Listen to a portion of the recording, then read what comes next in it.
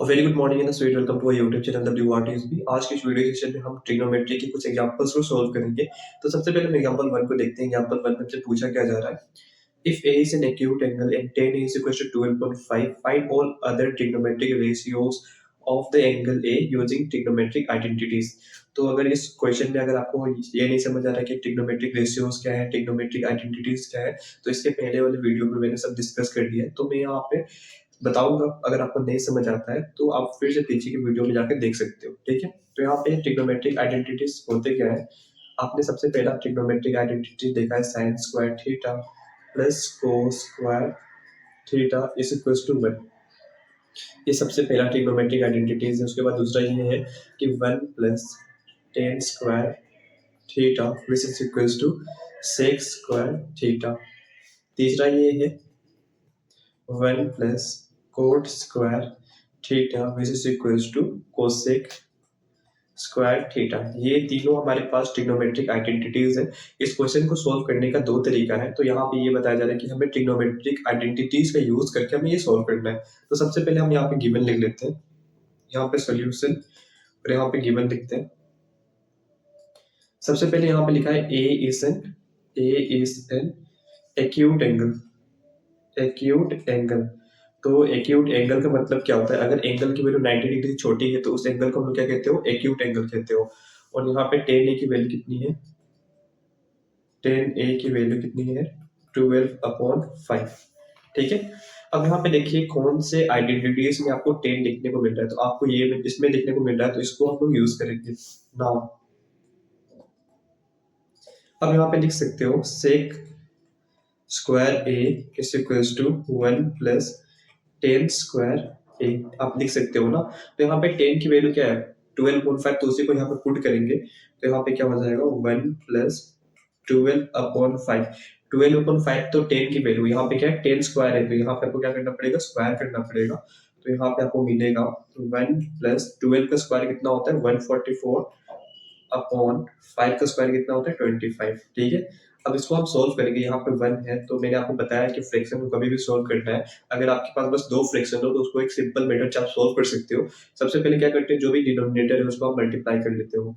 अगर आपको कंफ्यूजन हो रही कि डिनोमिनेटर क्या है न्यूमरेटर क्या है, तो मैं यहाँ पे बता देता हूँ। जैसे आपके पास फ्रैक्शन है कोई 2/5 है, ठीक है, ये आपका एक फ्रैक्शन है। तो फ्रैक्शन में जो ऊपर वाला जो पोर्शन होती है उसको हम लोग क्या कहते हो, न्यूमरेटर कहते हो, न्यूमरेटर। और जो नीचे वाली जो पोर्शन होता है उसको आप क्या कहते हो, डिनोमिनेटर, डिनोमिनेटर। ठीक है, अब मेरे ख्याल से यहाँ पे आपको डाउट क्लियर हो चुका होगा। तो जो डिनोमिनेटर है तो 1 इंटू 25 कर दोगे, सबसे पहले डिनोमिनेटर को आप मल्टीप्लाई कर देते हो। अब यहाँ का जो न्यूमरेटर है उसको आप मल्टीप्लाई करोगे यहाँ का डिनोमिनेटर से, तो यहाँ पे क्या हो जाएगा 1 इंटू 25। अब बीच में प्लस का साइन है तो प्लस का साइन ही रहेगा। अब जो यहाँ का न्यूमरेटर है उसको आप मल्टीप्लाई करोगे यहाँ के डिनोमिनेटर से, तो यहाँ पे 144 इंटू 1। ठीक है, अब इसको हम सोल्व करेंगे। तो 1 इंटू 25 क्या होगा 25 होगा, प्लस 144 इंटू 1 क्या हो जाएगा 144/1 इंटू 25 क्या हो जाएगा 25 हो जाएगा। अब इसको सोल्व करते हैं, तो 5 प्लस 4 कितना हो जाएगा 9 हो जाएगा, 2 प्लस 4 कितना हो जाएगा 6 हो जाएगा, और 0 प्लस 1 कितना हो जाएगा 1/25। ठीक है, तो यहाँ पे सेक स्क्वायर ए की वैल्यू कितनी आ रही है 169/25। आपको क्या चाहिए, सेक ए की वैल्यू चाहिए। ट्रिग्नोमेट्रिक रेशियोज का मतलब क्या होता है, साइन ए की वैल्यू, कोस ए की वैल्यू, टेन ए की वैल्यू, कोट ए की वैल्यू, सेक ए की वैल्यू, कोसेक ए की वैल्यू। हमें टेन ए की वैल्यू पता है, हमें बाकी सारे ट्रिग्नोमेट्रिक रेशियोज उनकी वैल्यू फाइंड करनी है। तो हमें सेक ए की वैल्यू फाइंड करनी है। तो सेक ए की वैल्यू फाइंड करनी है, यहाँ पे क्या है सेक स्क्वायर ए है। तो कभी भी हम स्क्वायर को लेफ्ट साइड से इस तरह भेजते हो तो क्या होता है, आपका प्लस माइनस अंडर रूट आ जाता है। तो यहाँ पे लिखेंगे आप sec A is equals to plus minus under root. अब 169 को आप क्या लिख सकते हो 13 इंटू 13, क्योंकि 169 क्या होता है 13 का स्क्वायर होता है। अब 25 को क्या लिख सकते हो 5 इंटू 5। अब यहाँ पे हम सॉल्व करेंगे, तो सेक ए इज इक्वल्स टू क्या हो जाएगा, अब ध्यान से देखिए यहाँ पे स्क्वायर रूट के अंदर कभी भी हम लोग पेयर बनाते हैं और बाहर निकालते हैं, तो बस बाहर निकालते हैं तो बस एक ही नंबर लिखते हैं। यहाँ पे 2 है तो बाहर निकालेंगे तो बस 13 लिखेंगे। तो यहाँ पे क्या होगा प्लस माइनस यहाँ पे ऑलरेडी रहेगा, और यहाँ पे 13। अब यहाँ पे देखेंगे तो यहाँ पे भी 2 है, पेयर बना के बाहर निकालते हैं तो यहाँ पे क्या हो जाएगा 5 हो जाएगा। तो सेक ए की वैल्यू कितनी आ रही है प्लस माइनस 13/5। तो यहाँ पे आप लिख सकते हो सेक A is equals to plus 13/5 और माइनस का 13/5। ठीक है, अब ध्यान से देखिए यहाँ पे ए क्या है, एक्यूट एंगल है। एक्यूट एंगल क्या होता है, अगर एंगल की वैल्यू 90 डिग्री छोटी है तो उस एंगल को हम लोग क्या कहते हो, एक्यूट एंगल कहते हो। तो यहाँ पे देखिए अगर एक्यूट एंगल है तो साइन ए की बात करते हो या कोस ए की बात करते हो या टेन ए की बात करते हो या कोट ए की बात करते हो या सेक ए की बात करते हो या कोसेक ए की बात करते हो। तो अगर एक्यूट एंगल है ना, ए इज एक्यूट एंगल, तो कभी भी ना इनकी वैल्यू नेगेटिव नहीं आती, हमेशा क्या आती है, पॉजिटिव एंगल, पॉजिटिव वैल्यू आती है। तो यहाँ पे देखेंगे तो ए क्या है, एक्यूट एंगल है, तो यहाँ पे भले ही -13/5 आ रहा है, पर ये एक्यूट एंगल है तो ये -13/5 नहीं आएगा, तो इसीलिए हम इसको क्या करते हैं, हटा देंगे। ठीक है, तो सेक ए की वैल्यू क्या आएगी, सेक ए इज इक्वल टू 13/5। ठीक है, तो आपने सेक ए की वैल्यू फाइंड कर ली। मैं यहाँ पे साइड पे लिख देता हूँ कि आपको क्या क्या फाइंड करना है। यहाँ पे साइन ए लिख लेता हूँ, तो उसके बाद कोस ए को हमें फाइंड करना है, हमें टेन ए ऑलरेडी पता है, टेन ए नहीं फाइंड करना है, हमें कोट ए फाइंड करना है, सेक ए फाइंड करना है और कोसेक ए फाइंड करना है। ठीक है, तो कोसेक सेक ए हमें मिल चुका है तो इसमें हम टिक कर देते हैं, उसके बाद हम इसको इरेज कर लेते हैं। अब हमें क्या फाइंड करना है,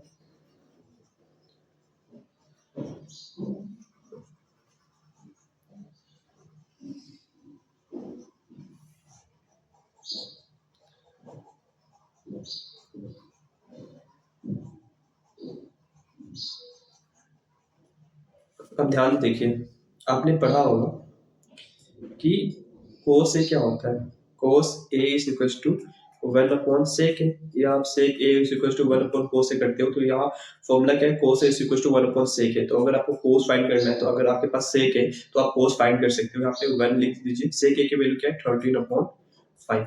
ठीक है, तो ये 5 ऊपर चला जाएगा तो आपको क्या मिलेगा, cos a is equal to 5/13। ठीक है, तो आपको cos a की वैल्यू मिल चुकी है 5/13। तो यहाँ पे भी आप टिक कर लीजिए, cos a हम लोग ने सोल्व कर लिया है। अब हम क्या फाइंड कर सकते हैं, अब आपने एक ट्रिग्नोमेट्रिक आइडेंटिटी देखा होगा, sine square A plus cos square A equals to 1।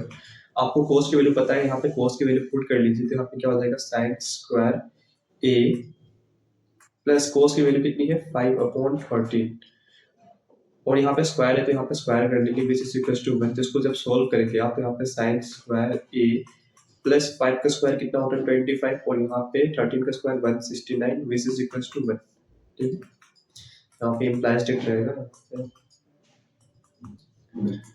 तो इसको मैं यहाँ पे सोल्व करता हूँ।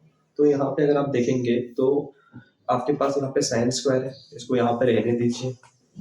अब यहाँ पे 25/169 है, अगर इसको यहाँ पे 1 ऑलरेडी है, अगर यहाँ पे इसको इस तरह भेजोगे राइट हैंड साइड में, तो यहाँ पे क्या होगा, माइनस का 25/169। ठीक है, अब इसको सोल्व करते हैं, ये 1 बहुत बड़ा हो गया, इसको थोड़ा इरेज करते हैं। अब इसको सोल्व करते हैं, तो यहाँ पे फिर से आप वही मेथड का इस्तेमाल करोगे, यहाँ पे साइन स्क्वायर ए है, यहाँ पे आप क्या करोगे, सबसे पहले डिनोमिनेटर को मल्टीप्लाई कर लोगे, तो यहाँ पे 1 × 169, और यहाँ पे क्या हो जाएगा, ये वाले जो न्यूमरेटर है वो मल्टीप्लाई होगी यहाँ पे, तो 1 × 169 और माइनस, अब ये वाली जो न्यूमरेटर है वो इससे मल्टीप्लाई होगी, तो यहाँ पे 25 × 1। तो इसको सोल्व करेंगे तो आपको क्या मिलेगा, 169 माइनस 25/169। तो आपको क्या मिलेगा, साइन स्क्वायर ए की वैल्यू क्या मिल रही है आपको, साइन स्क्वायर ए की वैल्यू मिल रही है आपको 169। 9 माइनस 5 कितना होता है, 4 होता है, 6 माइनस 2 कितना होता है, 4 होता है, 1 माइनस 0 क्या होता है, 1 होता है, अपॉन 169। ठीक है, तो कभी भी अगर आप स्क्वायर को यहाँ भेजते हो तो क्या होता है, प्लस माइनस अंडर रूट आता है, तो साइन ए की वैल्यू क्या आएगी, प्लस माइनस अंडर रूट 1। अब 144 को आप क्या लिख सकते हो, 144 को आप लिख सकते हो 12 × 12, क्योंकि 144 12 का स्क्वायर होता है, और 169 को आप लिख सकते हो 13 × 13। ठीक है, तो कभी भी पेयर बना के हम बाहर निकालते हैं तो अंदर पेयर बन रहा है, पर बाहर लिखेंगे हम बस यहाँ एक ही लिखेंगे, तो यहाँ पे प्लस माइनस 12/13 हो जाएगा। ठीक है, तो साइन ए की दो वैल्यू आ रही है, तो इसमें आपको पता है कि हम नेगेटिव वैल्यू नहीं लेंगे, क्योंकि हमारा एक्यूट एंगल है, तो एक्यूट एंगल पे कभी भी नेगेटिव वैल्यू नहीं आती, तो यहाँ पे लिखेंगे आप साइन ए इक्वल्स टू 12/13, और यहाँ पे आप लिख सकते हैं कि A is acute angle, so trigonometric ratio can not be can not be negative. ठीक है, इस तरह आप लिख सकते हो।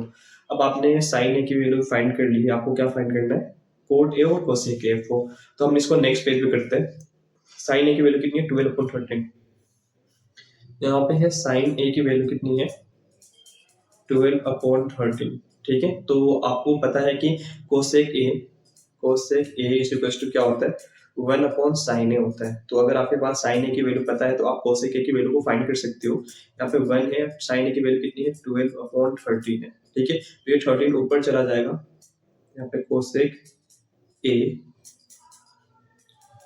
तो कोसेक ए की वैल्यू कितनी हो जाएगी, cosec A is equal to 13/12। ठीक है, तो कोसेक ए की वैल्यू आपने फाइंड कर ली है, कोसेक ए की वैल्यू आपने फाइंड कर लिया। आपको क्या फाइंड करना है, बस कोट ए की वैल्यू, कोट ए की वैल्यू ना। तो टेन ए की वैल्यू कितनी है, 12.5 है। तो टेन ए की वैल्यू कितनी है, 12/5 है। तो आपने पढ़ा होगा कि कोट ए इक्वल टू क्या होता है, कोट ए इक्वल टू 1/10 है। ठीक है, अगर आपको टेन ए की वैल्यू पता है तो आप कोट ए की वैल्यू फाइंड कर सकते हो। यहाँ पे 12/5 है टेन ए की वैल्यू, ये ऊपर चला जाता है। तो यहाँ पे cot A equals to cot A equals to 5/12। ठीक है, तो आपने कोट ए की वैल्यू भी फाइंड कर ली है। तो आपने सारे ट्रिग्नोमेट्रिक रेशियोज की वैल्यू फाइंड कर ली है। यहाँ पे हम लोग ने कोट ए की वैल्यू फाइंड कर ली, हमें सारे ट्रिग्नोमेट्रिक रेशियोज की वैल्यू ही फाइंड करनी है। यहाँ पे सबसे पहले आप गिवन लिख लीजिए, given A is acute angle. ठीक है, और टेन ए की वैल्यू कितनी है, टेन ए की वैल्यू कितनी है, 12/5। तो इस मेथड से सोल्व करने के लिए आपको एक यहाँ पे ट्रायंगल बनाना पड़ेगा।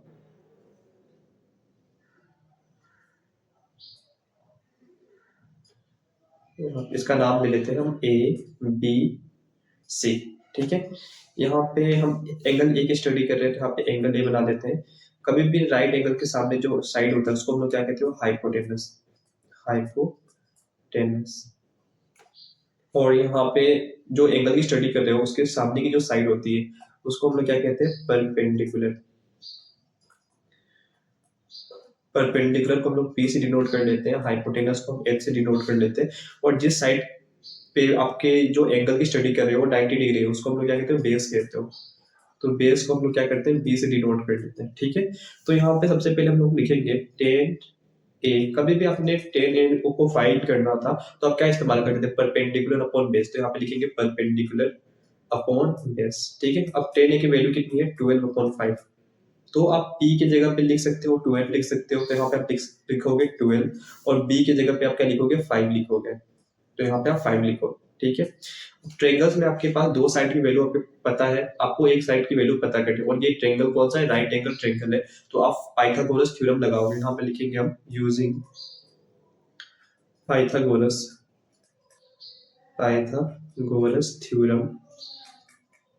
थ्योरम। तो पाइथागोरस थ्योरम होता क्या है, ठीक है।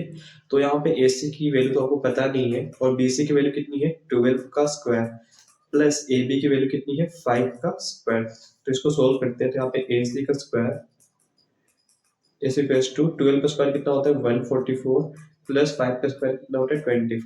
ठीक है, तो इनको हम ऐड कर लेते हैं। तो AC का स्क्वायर इज इक्वल्स टू यहाँ पे 4 + 5 कितना होगा, 9 हो जाएगा, और 4 + 2 कितना हो जाएगा, 6, 1 + 0 1 हो जाएगा। तो AC का स्क्वायर इज इक्वल्स टू 169 आ रहा है। आपको क्या फाइंड करना है, AC की वैल्यू को फाइंड करना है। तो ये स्क्वायर अगर उस तरफ जाएगा तो यहाँ पे प्लस माइनस अंडर रूट, यहाँ पे 169 को आप क्या लिख सकते हो, 13 × 13 लिख सकते हो। ठीक है, तो कभी भी आप अंडर रूट के बाहर निकालते हो तो पेयर बना के निकालते हो। तो यहाँ पे 13 2 है, तो आप बाहर लिखोगे बस 1। तो यहाँ पे क्या हो जाएगा, AC is equals to plus minus 30।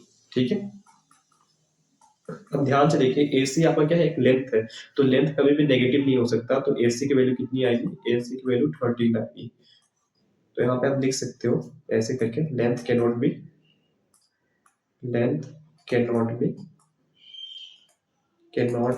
Negative. ठीक है, अब हम लोग क्या करते हैं, अब हमें सोल्व करना है, हमें किस किस चीज की वैल्यू फाइंड करनी है। मैं यहाँ पे लिख देता हूँ, आपको साइन ए की वैल्यू फाइंड करनी है, कोस ए की वैल्यू फाइंड करनी है, कोट ए की वैल्यू फाइंड करनी है, सेक ए की वैल्यू फाइंड करनी है, और कोसेक ए की वैल्यू को फाइंड करनी है। ठीक है। अब हम स्टार्ट करते हैं साइन ए से। साइन ए, साइन ए क्या होता है आपका, परपेंडिकुलर अपॉन हाइपोटेनस, ठीक है। साइन ए को अगर फाइंड करना है तो परपेंडिकुलर अपॉन हाइपोटेनस करते हो, तो यहाँ पे देखेंगे आप परपेंडिकुलर क्या है आपके पास, बी सी अपॉन हाइपोटेनस क्या है आपके पास, ए सी। तो बी सी की वैल्यू कितनी है, यहाँ पे आपने ए सी की वैल्यू 13 फाइंड की, तो यहाँ पे 13 लिख लीजिए। बी सी की वैल्यू कितनी है, बी सी की वैल्यू है आपके पास 12 और हाइपोटेनस की वैल्यू कितनी है 30। तो साइन ए की वैल्यू कितनी आ रही है 12/13। तो आपने साइन ए की वैल्यू फाइंड कर ली। आप कोस ए की वैल्यू फाइंड करोगे तो कोस ए इक्वल टू क्या होता है, बेस अपॉन हाइपोटेनस। तो बेस कितना है आपके पास, बेस है आपके पास ए बी और हाइपोटेनस कितना है ए सी। तो बेस की वैल्यू कितनी है 5 और हाइपोटेनस की वैल्यू कितनी है 13। अब आपने कोस ए फाइंड कर लिया, अब आप कोट ए फाइंड करोगे तो cot A is equal to क्या होता है, बेस अपॉन परपेंडिकुलर। तो बेस आपके पास क्या है ए बी और परपेंडिकुलर आपके पास क्या है बी सी। तो ए बी की वैल्यू कितनी है 5 और बी सी की वैल्यू कितनी है 12, ठीक है। अब आपने सेक की वैल्यू फाइंड करनी है, तो यहाँ पे सेक ए इज इक्वल टू क्या होता है, हाइपोटेनस अपॉन बेस। तो हाइपोटेनस क्या है आपके पास ए सी है और बेस क्या है आपके पास ए बी है, ठीक है। तो हाइपोटेनस की वैल्यू क्या है 13 है और बेस की वैल्यू क्या है 5 है। आपको लास्ट क्या फाइंड करना है, कोसेक ए। कोसेक ए की वैल्यू फाइंड करनी है। तो कोसेक ए क्या होता है, हाइपोटेनस अपॉन परपेंडिकुलर। तो हाइपोटेनस क्या है आपके पास ए सी और परपेंडिकुलर क्या है आपके पास बी सी। तो हाइपोटेनस की वैल्यू कितनी है 13 और परपेंडिकुलर की वैल्यू कितनी है 12 है। तो आपने सारे ट्रिग्नोमेट्रिक रेशियोज को फाइंड कर लिया। तो ये आपके पास दूसरा मेथड है, ये थोड़ा इजी भी है। तो अगर आपके पास अगर लिखा जाता है कि ट्रिग्नोमेट्रिक आइडेंटिटीज का इस्तेमाल करना है तो आप जो पुराना मेथड है उससे करिएगा। अगर कहीं भी मेंशन नहीं है कि आपका ट्रिग्नोमेट्रिक आइडेंटिटीज का इस्तेमाल करना है तो आप ये मेथड से सॉल्व कर सकते हो, ठीक है। हम एग्जाम्पल 2 सॉल्व करने जा रहे हैं। एग्जाम्पल 2 हमारे पास सबसे पहले यहाँ पे हम लोग गिवन लिख लेते हैं, गिवन। तो गिवन लिखेंगे तो यहाँ पे सबसे पहले आप देखेंगे साइन 13 साइन ए की वैल्यू कितनी है 5 है और ए क्या है आपके पास, A is an acute angle. Acute angle होता क्या है, अगर एंगल की वैल्यू 90 डिग्री छोटी है तो उस एंगल को हम लोग क्या कहते हो, एक्यूट एंगल कहते हो। तो यहाँ पे देखिए ये 13 क्या है, यहाँ पे साइन ए से मल्टीप्लाई होना है, तो ये डिनोमिनेटर में, तो ये कहाँ चला जाएगा डिनोमिनेटर में। तो आप यहाँ पे लिख सकते हो sine A is equal to 5/13, ठीक है। तो यहाँ पे आप शायद तो ट्रायंगल बना सकते हो, यहाँ पे ट्रायंगल बना लीजिए और यहाँ पे आप ऐसे लिख सकते हो, यहाँ पे 90 डिग्री, यहाँ पे ए, यहाँ पे बी और यहाँ पे सी, ठीक है। तो आप एंगल ए की स्टडी कर रहे हो, तो यहाँ पे एंगल ए के सामने की जो साइड है उसको हम क्या कहते हो, परपेंडिकुलर। परपेंडिकुलर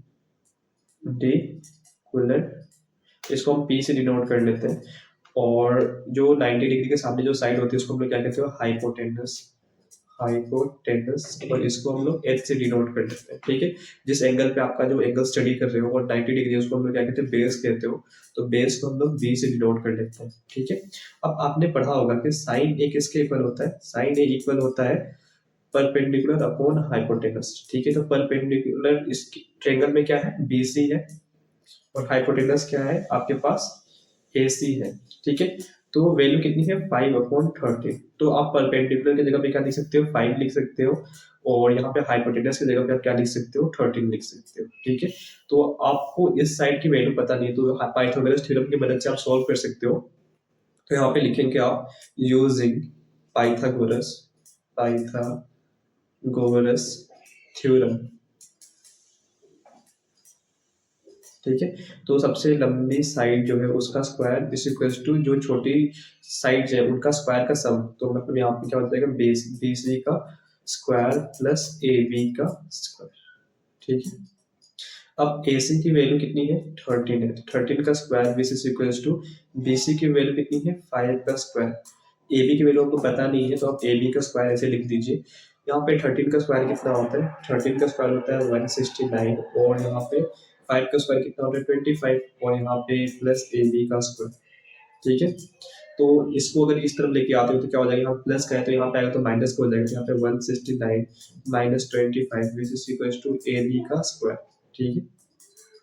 अब यहाँ पे आप जब सब्ट्रैक्ट करते हो तो यहाँ पे क्या हो जाएगा 4 हो जाएगा, यहाँ पे 4 हो जाएगा, यहाँ पे 1 हो जाएगा which is equal to A B का स्क्वायर। तो यहाँ पे आप लिख सकते हो ए बी का स्क्वायर इज इक्वल टू 144। तो अगर कभी भी स्क्वायर को अगर इस तरफ भेजते हो तो क्या हो जाएगा, A B is equals to plus minus under root.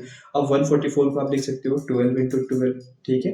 तो 12 × 12 लिखते हो तो यहाँ पे हम लोग पेयर बना के निकालते हो, तो यहाँ पे एक पेयर बन रहा है पर लिखेंगे हम बस बाहर एक ही, तो यहाँ पे क्या हो जाएगा A B is equals to 12 plus minus 12। अब आपको पता है कि ए बी एक लेंथ है, तो हम कभी भी लेंथ की वैल्यू नेगेटिव नहीं ले सकते, तो यहाँ पे ए बी की वैल्यू कितनी आ रही है, 12 आ रही है, ठीक है। यहाँ पे आप लिख सकते हो कि लेंथ के नॉट बी नेगेटिव। यहाँ पे एक लाइन में बनाता हूँ, यहाँ पे ए बी की जगह पे आप क्या लिख सकते हो, ए बी की जगह पे आप लिख सकते हो 12 लिख सकते हो। तो क्वेश्चन को अगर आप देखते हो तो यहाँ पे साइन ए की जरूरत है, कोस ए की जरूरत है और टेन ए की जरूरत है। साइन ए हमारे पास ऑलरेडी है, साइन ए की वैल्यू कितनी है, 5/13 है, ठीक है। अब हमें क्या फाइंड करना है, कोस ए की वैल्यू फाइंड करनी है, टेन ए की वैल्यू। तो कोस ए की वैल्यू फाइंड कर लेते हैं। तो कोस ए इज इक्वल्स टू, कोस ए की वैल्यू क्या होती है, बेस अपॉन हाइपोटेनस। तो बेस क्या है इस ट्रायंगल में, बेस को मैं बी से डिनोट कर रहा हूँ और हाइपोटेनस को एच से। तो बेस क्या है आपके पास, ए बी, हाइपोटेनस क्या है आपके पास 30, सॉरी ए सी। तो ए बी की वैल्यू कितनी है, 12 है और हाइपोटेनस की वैल्यू कितनी है, 13 है, ठीक है। तो कोस ए की वैल्यू कितनी आ रही है, कोस ए की वैल्यू आ रही है 12/13, ठीक है। अब आपको क्या फाइंड करना है, टेन ए की वैल्यू। तो टेन ए की वैल्यू क्या होती है, परपेंडिकुलर अपॉन बेस। तो परपेंडिकुलर आपके ट्रायंगल में क्या है, बीसी है और बेस क्या है आपके पास, ए बी है, ठीक है। पर अब यहाँ पे BC की वैल्यू कितनी है, 5 है और AB की वैल्यू कितनी है, 12। तो 10A की वैल्यू कितनी आ रही है, 10A की वैल्यू आ रही है 5/12, ठीक है। अब आपको सोल्व क्या करना है, अब आपको सोल्व ये करना है 5 साइन ए माइनस 2 कोस ए अपॉन 10, ठीक है। अब इसको सोल्व करते हैं। तो 5 है, 5 लिख लेते हैं। साइन ए की वैल्यू कितनी है, 5/13 और माइनस से साइन है 2 इंटू कोस ए की वैल्यू कितनी है, 12/13 अपॉन, अब टेन ए की वैल्यू कितनी है, आपने 5 लिखा, साइन ए की वैल्यू लिखी और माइनस है तो -2 है तो 2 और कोस ए की वैल्यू, अब टेन ए की वैल्यू पुट करनी है। तो टेन ए की वैल्यू कितना फाइंड किया आपने, 5/12, ठीक है। इसको हम सोल्व करते हैं। तो यहाँ पे आपके पास 1 है, यहाँ पे आपके पास 1 है।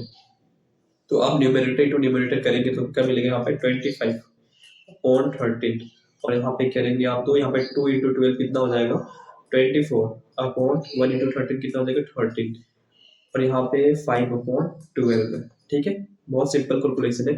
कभी भी आप ध्यान दीजिएगा, कभी भी आपके पास डिनोमिनेटर अगर इक्वल है तो आप सीधे इसको ऊपर का सब्ट्रैक्ट या ऐड कर सकते हो। यहाँ पे माइनस साइन है तो यहाँ पे आप माइनस सीधे कर सकते हो।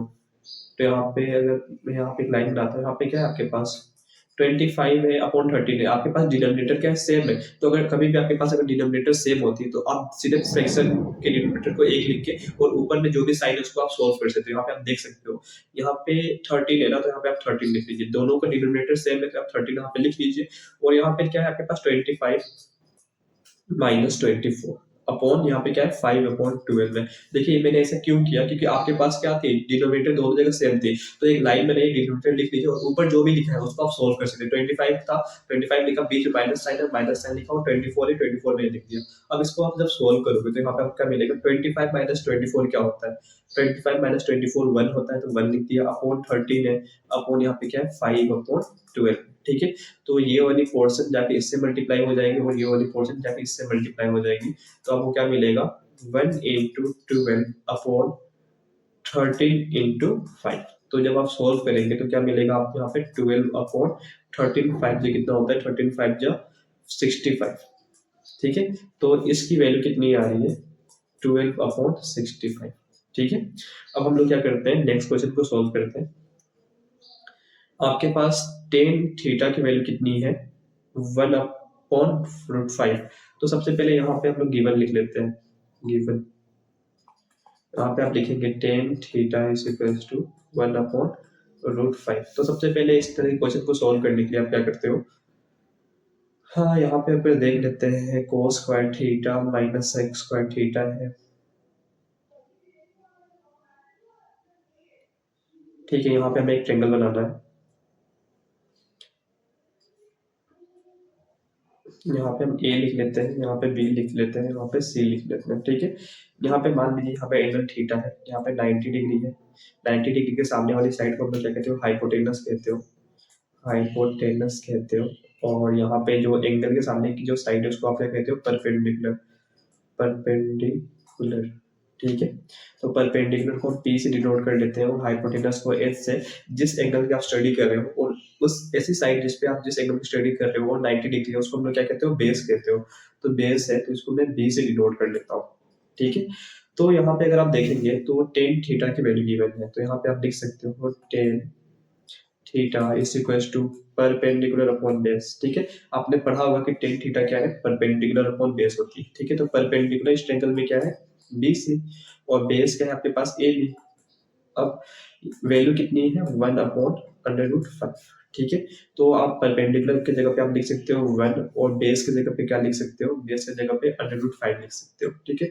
अब ट्रायंगल में आपके पास दो साइड की वैल्यू पता है, तो आप एक साइड की वैल्यू फाइंड कर सकते हो पाइथागोरस थ्योरम की मदद से। तो यहाँ पे आप लिखेंगे using Pythagoras theorem, Pythagoras theorem, ठीक है।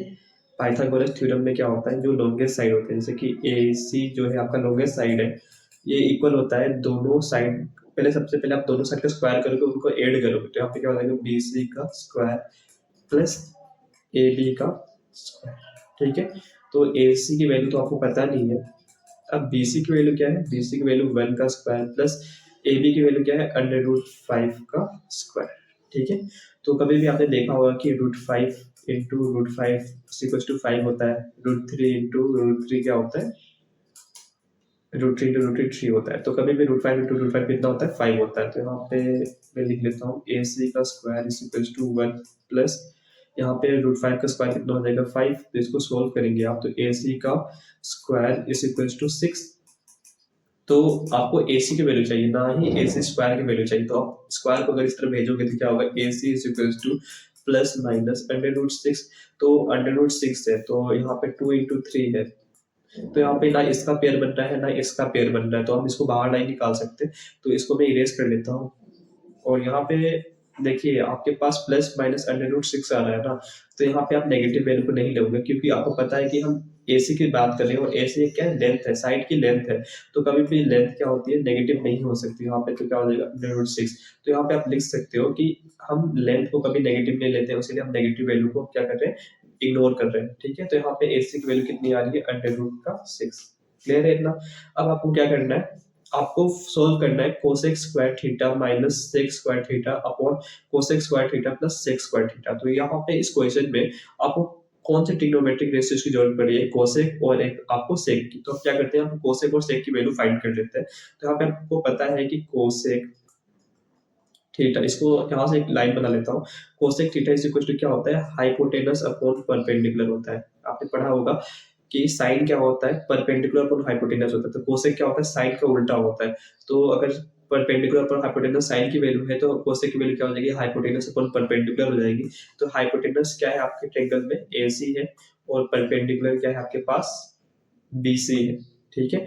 तो यहाँ पे AC की वैल्यू कितनी है, √6, और BC की वैल्यू कितनी है, 1, ठीक है।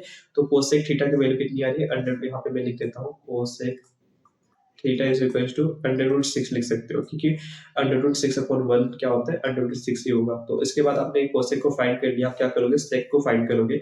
तो sec theta is equal to क्या होता है, हाइपोटेनस अपॉन बेस होता है। हाइपोटेनस क्या है आपके पास, AC है, और बेस क्या है आपके पास, AB है। तो यहाँ पे AC की वैल्यू कितनी है, √6 है, और यहाँ पे बेस की वैल्यू कितनी है, √5 है, √5। तो सेक थीटा की वैल्यू कितनी आ रही है, √6 अपॉन, यहाँ पे इरेज कर लेता हूँ थोड़ा स्पेस कर ले। तो यहाँ पे सेक थीटा की वैल्यू कितनी है, सेक थीटा की वैल्यू कितनी है, √6 अपॉन √5, ठीक है। तो सेक थीटा की वैल्यू आपको मिल चुकी है। अब आपको ये सोल्व करना है, तो इस पोर्शन को मैं थोड़ा इरेज कर लेता हूँ।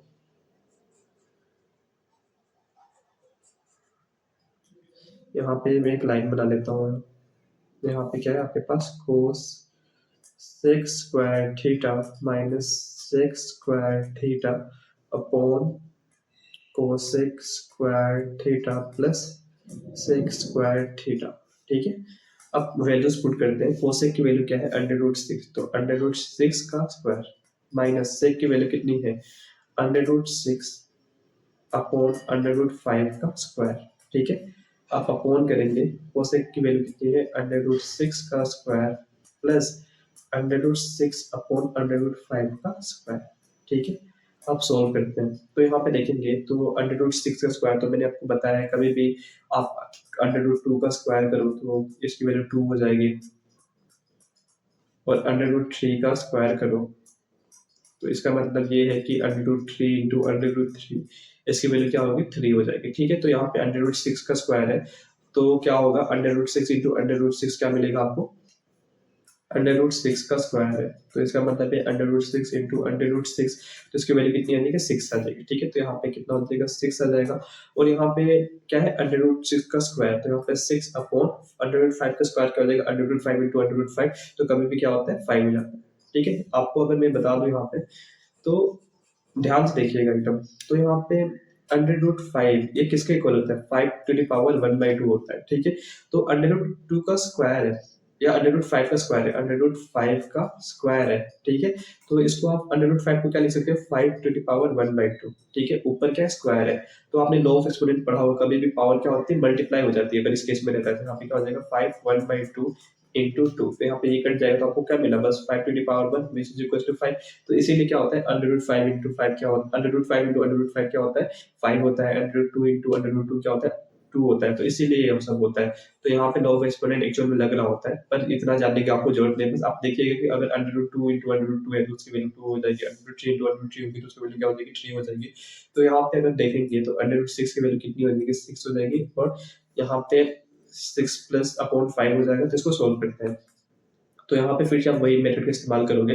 सबसे पहले आप क्या करोगे, यहाँ पे इन डिनोमिनेटर को मल्टीप्लाई करोगे तो यहाँ पे 1 इंटू 5 हो जाएगा। अब ये वाली जो न्यूमरेटर है उसको आप मल्टीप्लाई करोगे यहाँ पे, तो यहाँ पे क्या हो जाएगा, 6 इंटू 5। ठीक है, माइनस का साइन है तो माइनस लगाइए। अब यहाँ पे जो न्यूमरेटर है उसको आप मल्टीप्लाई करोगे ये वाली डिनोमिनेटर से, तो आपको क्या मिलेगा, 6 इंटू 1। ठीक है, अब यहाँ पे अपॉन है, अब यहाँ पे 1 है। ठीक है, तो ये दोनों डिनोमिनेटर को आप सबसे पहले मल्टीप्लाई कर लीजिए, तो यहाँ पे क्या हो जाएगा, 1 इंटू 5। क्लियर है। अब यहाँ पे जो ये वाली न्यूमरेटर है उसको हम मल्टीप्लाई करेंगे ये वाली डिनोमिनेटर से, तो आपको मिलेगा 6 इंटू 5, बीच में प्लस का साइन है, और ये वाली न्यूमरेटर को हम मल्टीप्लाई करेंगे ये वाली डिनोमिनेटर से, तो यहाँ पे क्या हो जाएगा, 6 इंटू 1। तो इसको हम सोल्व करते हैं। अब मैं चाहूँ तो इस ट्रायंगल को इरेज कर सकता हूँ,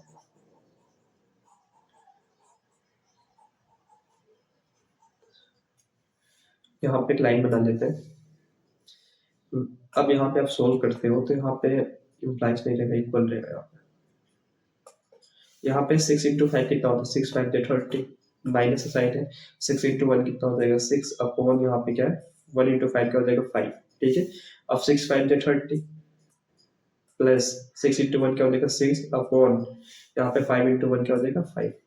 तो इसको सॉल्व जब आप करोगे तो 6 30 माइनस 6 कितना होता है, 24, 24 अपॉन 5 अपॉन 30 प्लस 6 कितना हो जाएगा, 36 हो जाएगा, और यहाँ पे 5 है। ठीक है, तो ये वाली पोर्शन यहाँ पे मल्टीप्लाई हो जाएगी और ये वाली पोर्शन ऊपर जाके मल्टीप्लाई हो जाएगी, तो क्या मिलेगा, 24 इंटू 5 अपॉन 36 इंटू 5। तो 5 से 5 कट जाएगा, 6 4 जा 24, 6 6 जा 36। ठीक है, 2 2 जा 4, 2 3 जा 6, तो इसकी वैल्यू कितनी आ रही है, 2/3।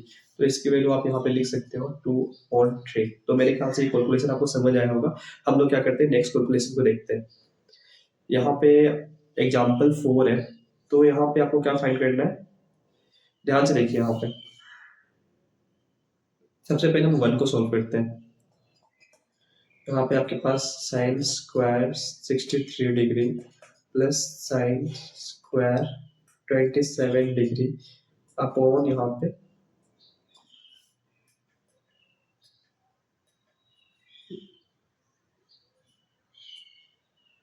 पे क्या है, cos square 17 degree plus cos square 73 degree. ठीक है, तो ये क्वेश्चन बहुत ही सिंपल है। अगर आपने ट्रिग्नोमेट्रिक आइडेंटिटी अच्छे से पढ़ा होगा तो यहाँ, और जो कॉम्प्लीमेंट्री एंगल, तो यहाँ पे देखिए आप साइन 27 डिग्री है। ठीक है, तो आप इसको लिख सकते हो साइन 90 माइनस 63 डिग्री लिख सकते हो ना। अब देखेंगे आप यहाँ पे 90 माइनस 63 आप करते हो तो आपको क्या मिलेगा, 10 माइनस 3 कितना 7 हो जाएगा, और यहाँ पे 8 माइनस यहाँ पे कितना 27। तो 27 को आप क्या लिख सकते हो, 90 माइनस 63। 90 माइनस 63 से कुछ क्या होता है 27। तो आपने क्या किया यहाँ पे 27 की जगह पे आपने क्या किया 90 माइनस 63। आपने पढ़ा होगा sine 90 minus theta is equal to क्या होता है कोस थीटा। ठीक है, तो यहाँ पे क्या है आपके पास साइन 90 माइनस 63 इस इक्वल टू क्या होना चाहिए कोस 63 होना चाहिए ना। ठीक है, तो इसके जगह पे आप क्या लिख सकते हो कोस 63। ठीक है, तो यहाँ पे आपके पास क्या था साइन स्क्वायर 63। ठीक है, प्लस अब साइन 27 की जगह पे क्या लिख सकते हो कोस, तो यहाँ पे साइन 27 की जगह पे आप क्या लिख सकते हो कोस 63। तो यहाँ पे स्क्वायर है तो यहाँ पे स्क्वायर लगा लीजिए। अब 27 की जगह पे क्या लिख सकते हो 63। ठीक है, तो यहाँ पे आप इसको सॉल्व करेंगे तो यहाँ से भी आप समझ सकते हो। अगर यहाँ पे आपको नहीं समझ आया होगा तो यहाँ पे भी नेक्स्ट स्टेप में आप समझ सकते हो। तो इसको मैं इरेज करता हूँ।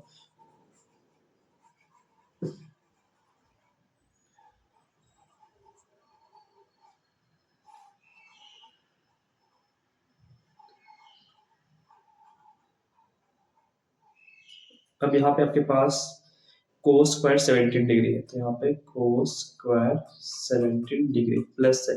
अब कोस 73 है, कोस 73 है, इसको आप लिख सकते हो कोस 90 माइनस 17। ये कोस है, कोस रहने दीजिए। 73 को आप क्या लिख सकते हो कोस 90 माइनस 17। यहाँ पे आप सोल्व करके देख सकते हो 90 माइनस 17 क्या होता है। तो यहाँ पे अगर आप यहाँ पे एक लेके आएंगे तो यहाँ पे 10 हो जाएगा, 10 में से 7 जाएगा तो 3 होगा, यहाँ पे 8 में से एक जाएगा तो कितना हो जाएगा 7। तो 90 माइनस 17 इज इक्वल टू 73 होता है ना। तो 73 को आप क्या लिख सकते हो 90 माइनस 17 लिख सकते हो। ठीक है, और यहाँ पे आपने पढ़ा होगा कि कोस कोस 90 माइनस थीटा इस इक्वल टू क्या होता है साइन थीटा होता है। ठीक है, तो यहाँ पे आपके पास क्या है कोस 90 माइनस 17 इस इक्वल टू क्या होना चाहिए साइन 17 होना चाहिए ना। तो यहाँ पे मैं यहाँ पे कोस 73 की जगह पे क्या लिख सकता हूँ साइन 17 डिग्री लिख सकता हूँ। यहाँ पे स्क्वायर पे यहाँ पे स्क्वायर लगा दीजिए। ठीक है, तो यहाँ पे लिख सकते हो आप, यहाँ पे आप लिख सकते हो साइन 70। तो cos 73 किसके इक्वल है cos 73 इक्वल है sin 17 डिग्री के। ठीक है, तो यहाँ तक आपको कोई दिक्कत नहीं आनी चाहिए। अब ध्यान से देखिए, आपने एक ट्रिग्नोमेट्रिक आइडेंटिटी पढ़ा होगा sine square theta plus cos square theta is equal to 1। यहाँ पे क्या है साइन स्क्वायर थीटा की वैल्यू यहाँ पे दोनों जगह सेम है, sine square theta plus cos square theta, इसकी वैल्यू कितनी होनी चाहिए 1। तो यहाँ पे आप लिख सकते हो 1। ठीक है, अब यहाँ पे भी देखिए साइन स्क्वायर थीटा हो या कोस स्क्वायर थीटा हो, दोनों की वैल्यू क्या होती है 1 के इक्वल होती है। तो यहाँ पे कोस स्क्वायर यहाँ पे 17 यहाँ पे 17 तो 1 थीटा है बस। चलिए यहाँ पे कोस square theta plus sine square theta की वैल्यू कितनी होगी 1, तो 1 अपॉन 1 की वैल्यू कितनी होगी 1 होगी। ठीक है, तो इसकी वैल्यू कितनी आ रही है 1। ठीक है, अब नेक्स्ट क्वेश्चन को सॉल्व करते हैं। यहाँ पे मैं एक लाइन बना लेता हूँ इस तरह। यहाँ पे आपके पास क्या है साइन 25 डिग्री और कोस 65 डिग्री। यहाँ पे सबसे पहले क्वेश्चन को लिख लेते हैं साइन 25 डिग्री पे कोस 65 डिग्री प्लस कोस 25 डिग्री और साइन 65 डिग्री। ठीक है, यहाँ पे अधिकतर कैलकुलेशन मैंने इस क्वेश्चन को छोड़ के किया। तो आप कभी भी पेपर में क्या करिए एक राइटिंग कॉलम बना के या रफ पोर्शन बना के वहां पे सोल्व करके दिखा दीजिए कि हाँ ये मैंने रफ किया यहाँ पे। ठीक है, तो यहाँ पे देखेंगे आप तो यहाँ पे साइन 25 है तो इसको रहने दीजिए 25। ठीक है, अब कोस यहाँ पे है, अब 65 को आप क्या लिख सकते हो 90 माइनस 25 लिख सकते हो ना। आप यहाँ पे सोल्व करके देख लीजिए 90 माइनस 25 कितना होगा 10 माइनस 5 कितना होगा 5 और 8 माइनस 2 कितना होगा 6। तो 65 को 90 माइनस 25 इज इक्वल टू 65। तो 65 को क्या लिखते हो 90 माइनस 25 कितना कर दिया हम लोग ने। अब यहाँ पे क्या है कोस 25 है, इसको रहने दीजिए।